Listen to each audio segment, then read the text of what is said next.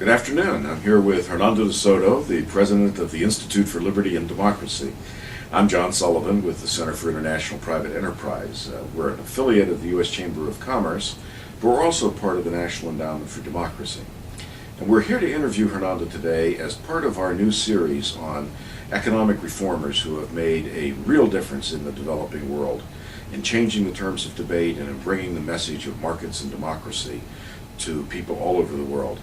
Of course, Hernando is most well known for his two landmark books. The first one, The Other Path, talked about the informal sector, the underground economy in Lima, Peru, and in particular went into some depth about the fact that many people were blocked out of being part of the formal sector of the economy by a literal wall of red tape that could take up to 329 days to get through. His second book, The Mystery of Capital, is much more wide-ranging in the sense that it covers many more countries, and it really brings us up to date on a lot of the work that Hernando has done in the period between his first book and his second book in pushing forward reform. And in the second book, The Mystery of Capital, he concentrates heavily on property rights. These two themes are very important to CIPE, and I know they will be to you, people that are involved and engaged around the world in economic reform, because property rights and the informal sector are key parts of what we need to deal with in order to push forward democratic development and democracy that delivers. Well, Hernando, again, thank you for joining us today to do this interview and to inaugurate our series on economic reform around the world. You know, it's become fashionable in Latin America to talk about the fact that there are two lefts: a progressive left, if you will, and a populist left. The progressive left are people like your own president, Alan Garcia, or President Lula in Brazil, President Bachelet of Chile. People with a real agenda who are committed to markets, but who see that you have to deal with the issues of poverty and economic reform in a broader way. On the other hand, there's the populist left, the left of Hugo Chavez, the left of Evo Morales possibly, and of course Fidel Castro. There are a few other countries that are really committed to market reform, countries like Colombia, and again possibly Peru. But what do you think of this idea that there are these two lefts, the left of the progressive left and the populist left? And what does this mean for the future of reform in Latin America?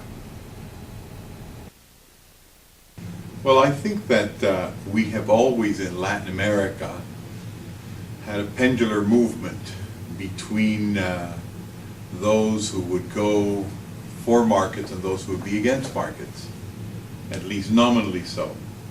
And the reason for that, of course, is that whenever market reforms take place, they don't take into consideration the last two reforms of the Washington Consensus, which, as you know, has 10 reforms, and the last two, apart from macroeconomic stability, a stable currency, are good property rights, accessible to everybody, and entrepreneurial forms of organization accessible to everybody.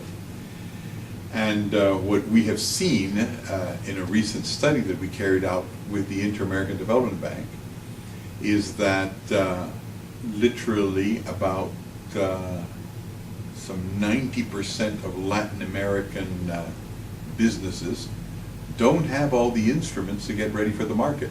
Instruments such as limited liability, instruments such as the possibility of issuing shares to be able to raise investment, bonds to be able to have finance, good property rights so as to be able to get credit, limited liability and asset shielding so as to be able to demarcate how much risk you're going to take.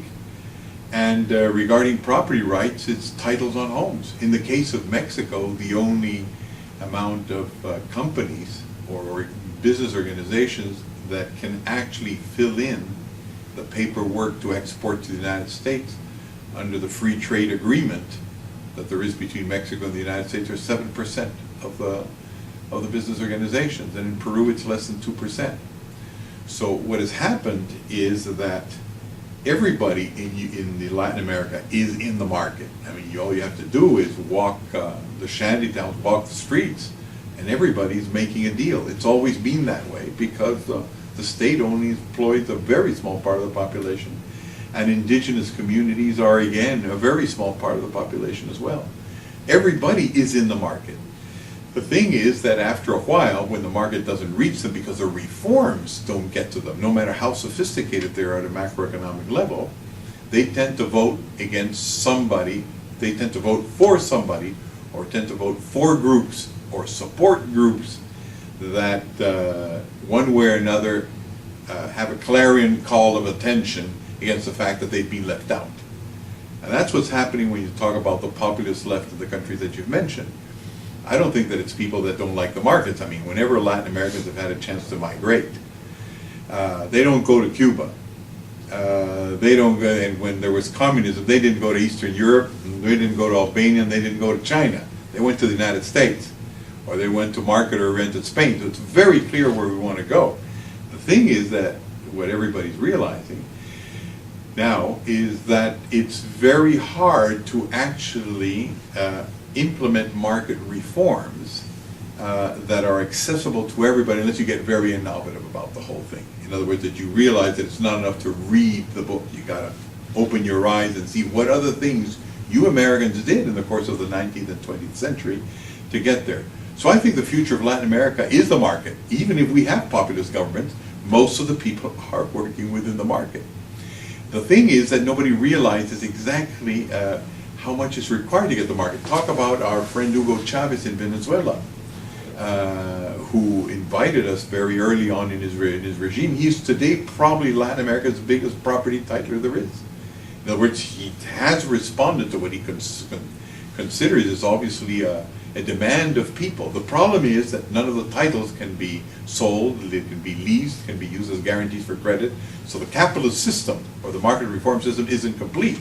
But he does at least recognize that all the people that surround the cities of Venezuela, or that are the majority of the cities of Venezuela, do like private property. He just still hasn't gotten to the point to understand that it's not only a possession that they want to protect, but it's also an instrument to develop.